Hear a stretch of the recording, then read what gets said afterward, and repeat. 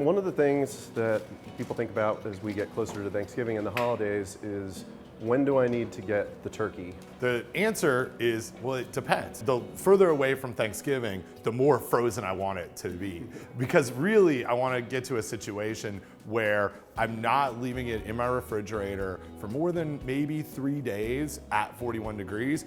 And it's not from a safety standpoint, it's really that we're gonna end up with some spoilage microorganisms that'll give us some off flavors and off smells. Okay.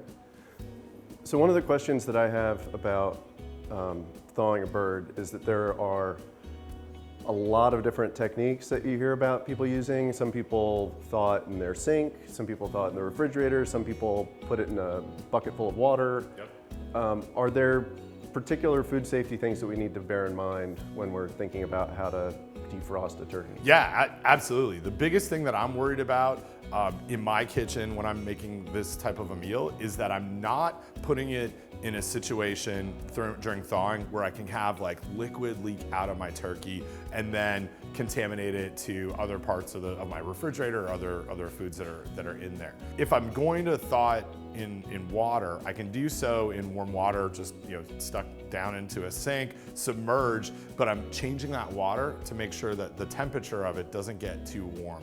But so that's one way. I can do it in my refrigerator, absolutely, but this is where this idea of shopping matters. So if I'm gonna buy a frozen turkey and I'm gonna thaw it, I can't 2 days later put it in my fridge and expect that 2 days later it's gonna be fully defrosted. Really, we're looking at a day for every 5 pounds of turkey. So if I've got a big meal coming up, I might need to buy, and I'm gonna buy a frozen turkey, I might need to start defrosting it a week in advance.